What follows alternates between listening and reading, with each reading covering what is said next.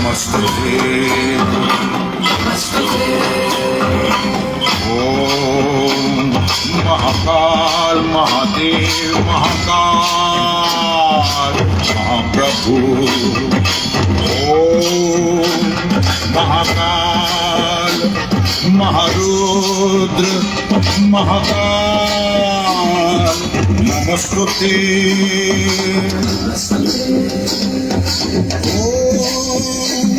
महाकाल महाज्ञान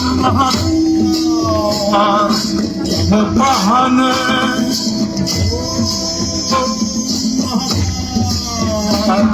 महाकाल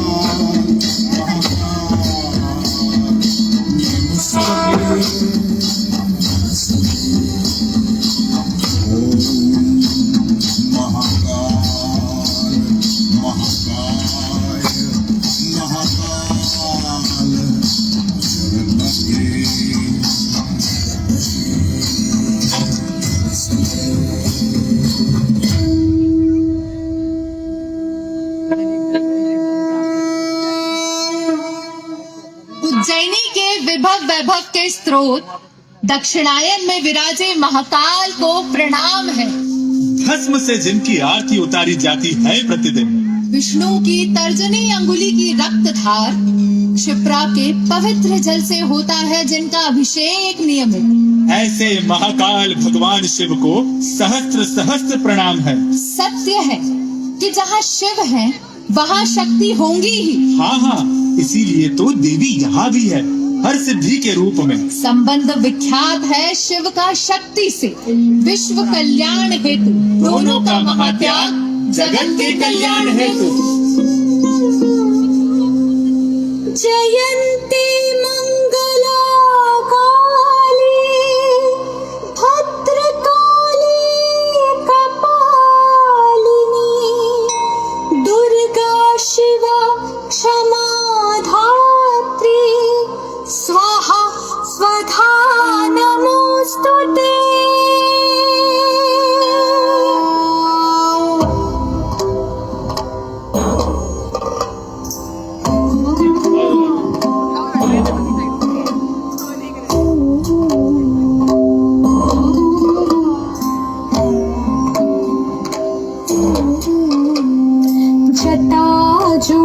समायुक्तम् अर्धेन्दुकृतशेखरां लोचनत्रय संयुक्तां पूर्णेन्दुसदृशाननाम्।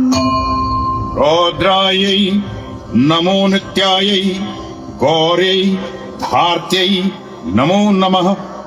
ज्योत्स्नायै चेन्दुरूपिण्यै सुखायै सततम नमः। जिनमें सूर्य के समान तेज है और है चंद्रमा के समान कांति भी, जो गौरी है और धात्री भी, ऐसी आनंदमयी देवी को हम सभी भरत पुत्रों का नमस्कार है।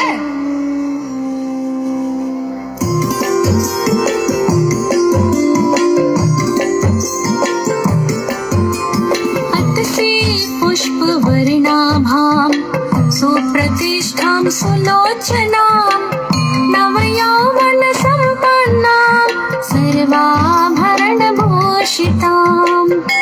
अति सौम्याति रौद्रायै नतास्तस्यै नमो नमः।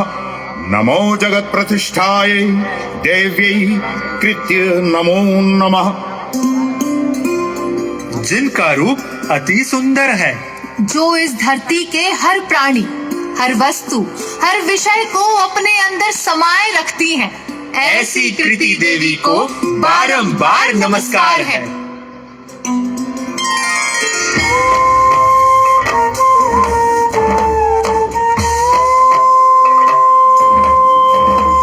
सुचारु दशनां तद्वत् पीर्णोन्नत पयोधरां त्रिभंगस्थान संस्थानां महिषासुरमर्दिनीम्। या देवी सर्वभूतेषु बुद्धिरूपेण संस्थिता नमस्तस्यै नमस्तस्यै नमस्तस्यै नमो नमः। हमारी और आप सभी की बुद्धि जिनकी देन है, और जिनकी कृपा बिना हम सभी जड़ हो जाते हैं, ऐसी महादेवी को हमारा सर्वांग नमस्कार है।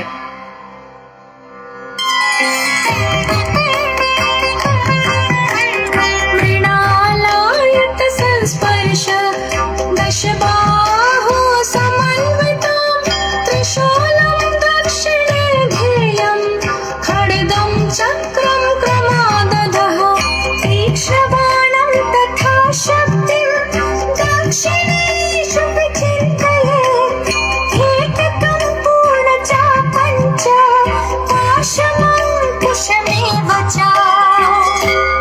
या देवी सर्वभूतेषु शक्तिरूपेण संस्थिता नमस्तस्यै नमस्तस्यै नमस्तस्यै नमो नमः।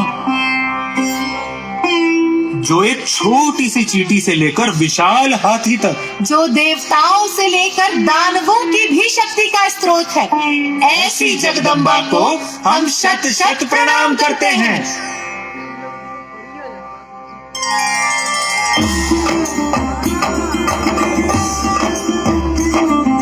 उग्रचण्डा प्रचण्डा च चण्डोग्रा चण्डनायिका चण्ड चण्डवती चैव चण्डरूपाति चण्डिका।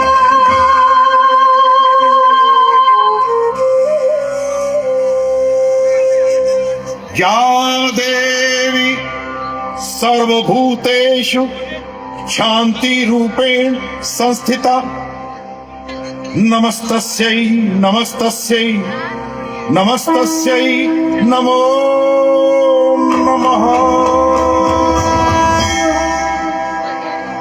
जो रौद्र होकर केवल संहार नहीं करती, जो हम सभी का क्षमा, दया और प्रेम से पालन भी करती है, ऐसी माँ अन्नपूर्णा को हम कोटि कोटि वंदन करते हैं। जयन्ती मंगला काली भद्रकाली कपालिनी दुर्गा शिवा क्षमा धात्री स्वाहा स्वधा नमोस्तुते।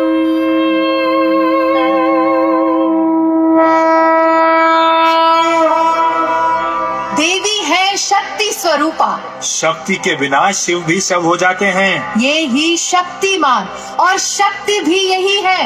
ये ही नर और नारी है। यही माता है, धाता है, विधाता है, सब कुछ यही है। देवी के इन्हीं रूपों में एक रूप है सती का, जिनकी लीला का गायन अति मनोहर, अति पावन है। संपूर्ण ब्रह्मांड इन्हीं का लीला विलास है। वो देखिए, कहाँ? अरे वहाँ हाँ, सृष्टि रचयिता देव ब्रह्मा कर रहे हैं व्यूह रचना। अरे वाह, देवी जगदम्बा के लीला विलास के लिए, सती के रूप में जन्म लेने के लिए।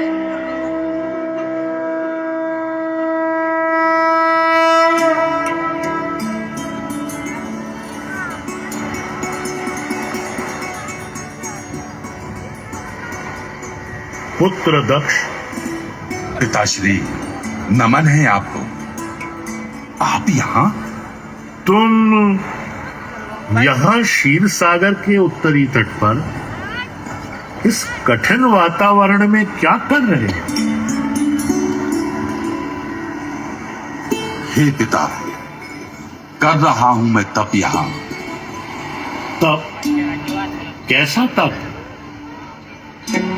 हे सृष्टि जनक, दायित्व दिया था जो आपने मुझे प्रजा के विस्तार का, पर कई मानस पुत्रों को जन्म देने के बाद भी मुझे लगा कि प्रजा का पर्याप्त विस्तार नहीं कर पा रहा हूं मैं।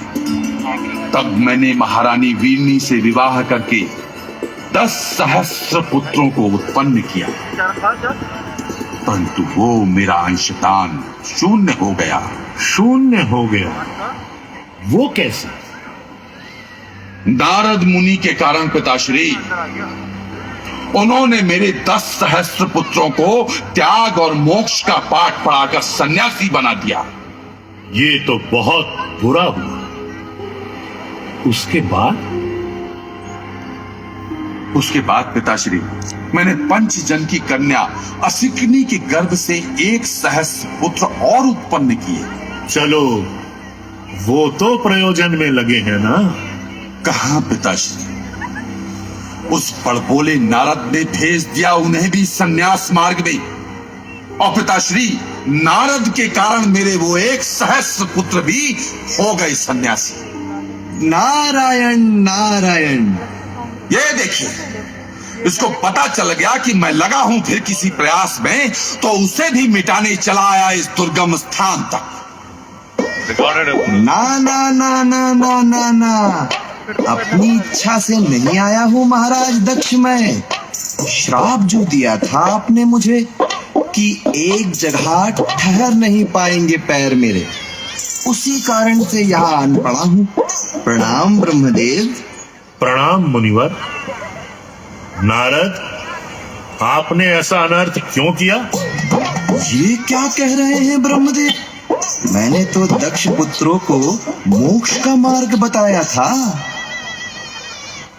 अरे धृष्ट, तुमने मेरे पुत्रों को देवऋण, ऋषिऋण और पितृ ऋण से मुक्ति लिए बिना ही मोक्ष का मार्ग बता दिया। ऐसा उपदेश देकर उनके इस लोक और परलोक दोनों को नष्ट कर दिया है तुमने।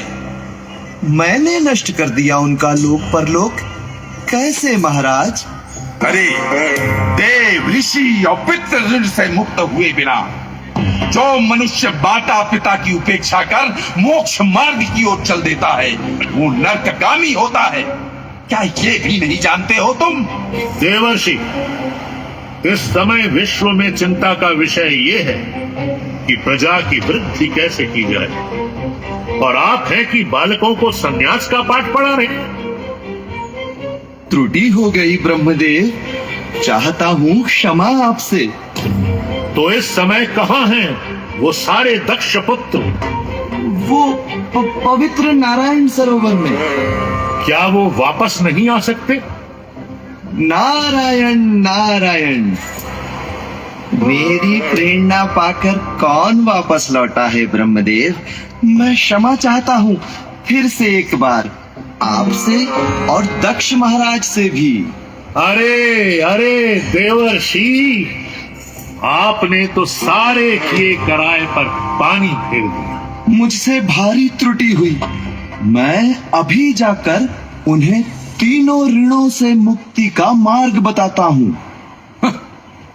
पिताश्री से पूछिए कि जानते भी हैं मुक्ति का मार्ग। नारायण नारायण। ब्रह्मदेव, अगर आप बता दें तो किसी और से पूछना ना पड़े। देखा देखा आपने पिताश्री, ये है इनकी योग्यता। मुनिवर, ब्रह्मचर्य पूर्वक वेद शास्त्रों के स्वाध्याय से ऋषि ऋण, यज्ञ और पूजा अनुष्ठान से देव ऋण और पुत्र जन्म देकर पितृ ऋण का निवारण होता है। इतना तो कोई सामान्य पंडित भी बता सकता है। तुम निर्दयी, अत्यंत निर्लज्ज, बाल को बहकाने वाले और यश को नष्ट करने वाले, तुम हरि के पार्षदों के बीच बैठने तक की योग्यता नहीं रखते। नारायण नारायण। मैं श्री हरि की इच्छा के बिना कुछ नहीं करता महाराज दक्ष। आपके श्राप को अंगीकार करता हूँ। नारायण नारायण नारायण नारायण। पुत्र दक्ष, जाते जाते नारद ने सत्य कहा है। बिना हरि की इच्छा के वो कुछ नहीं करता। ये तो मुझसे बहुत बड़ी भूल हो गई पिताश्री। क्षमा चाहता हूं मैं आपसे और देवर्षि नारद से भी। परंतु ये बताओ पुत्र, किस कारण से अब इस कठिन तप में लीन हो तुम? और पुत्रों की कामना से पिताश्री। नहीं, अनेक पुत्रों की कामना से श्रेष्ठ है एक शक्ति संपन्न पुत्री की कामना। परंतु मेरी 60 पुत्रियां तो हैं पिताश्री, और मैंने उनका श्रेष्ठतम विवाह भी किया है। अब तुम प्रार्थना करो देवी जगदम्बा से कि वो तुम्हारे यहां पुत्री रूप में जन्म ले। ऐसा होने पर तुम्हारे साथ साथ संपूर्ण जगत का होगा परम कल्याण। जो आज्ञा पिताश्री। तो ठीक है, मैं भी प्रयास करता हूं उन्हें प्रसन्न करने का। प्रणाम। कल्याण हो पुत्र।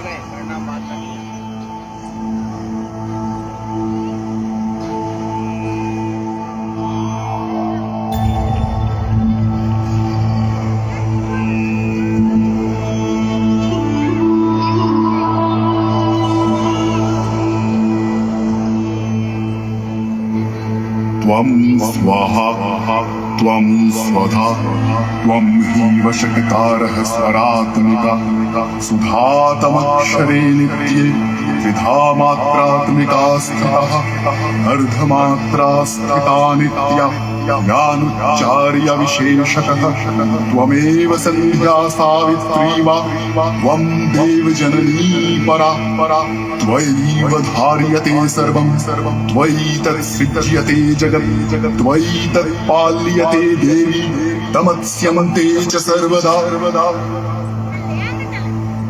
हे चित स्वरूपा, परमानंद स्वरूपिणी, ब्रह्म स्वरूपिणी जगदम्बे देवी, मैं आह्वान करता हूं आपका, मेरे ऊपर प्रसन्न होइए, कृपा करिए मुझ पर और प्रत्यक्ष मेरे सामने आकर दर्शन दीजिए मुझे।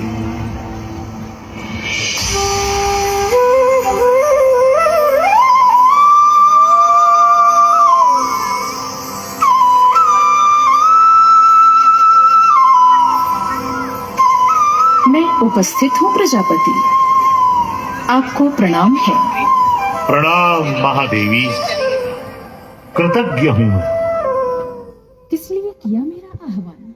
हे माते, भूताधीश महादेव युगों से समाधि में थी, जबकि नियति में उनका विवाह होना सुनिश्चित। इसमें मैं आपकी क्या सहायता कर सकती हूँ?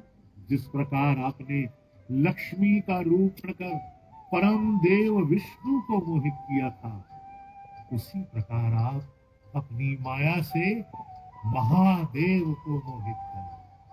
परंतु ये सब क्यों करूं मैं, ये भी बताएंगे? अवश्य देवी। हे जगदम्बे, आपका कोई भी कार्य विलग नहीं रहा संसार के हित। न जाने किस अवसरों पर विभिन्न विभिन्न रूपों से आपने संसार का हित है, उद्धार किया है। ये ऐसा ही एक अवसर है देवी, आत्मा में रमण करने वाले देव शिव को सारे जगत में ले आना आवश्यक है। तो जब महादेव रहे हैं आदि रमण, तो फिर कार्य कैसे असंभव? हम है माते, आपसे प्रार्थना है आप इसके लिए दक्ष के रूप में अवतार। मेरा मानक रहे दक्ष, वो नियति से प्रेरित होकर क्षीर सागर के उत्तरी तट पर रहा है और तपस्या आपको खुद रूप में प्राप्त नहीं किया। आश्चर्य, स्वयं ब्रह्मदेव चित्त में ऐसा दुखदान मोह उत्पन्न हुआ। आप मोहित करना चाहते हैं, फिर विकार परमाश। शिव के विवाह करने से विश्व का कल्याण हो। यदि मैं अपना पूर्ण ब्रह्मदेव की तो भ्रष्ट होते ही नहीं। मना करती, नष्ट होता करूं। अब क्या करूं मैं? हे महादेव, मेरा आप ही करें। सकल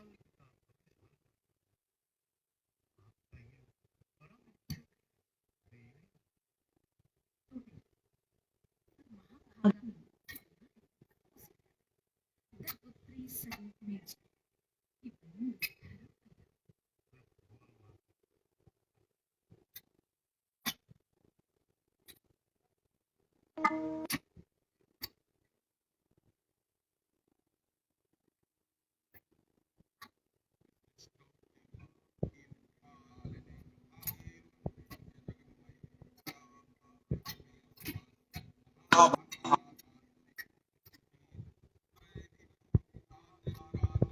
राधा।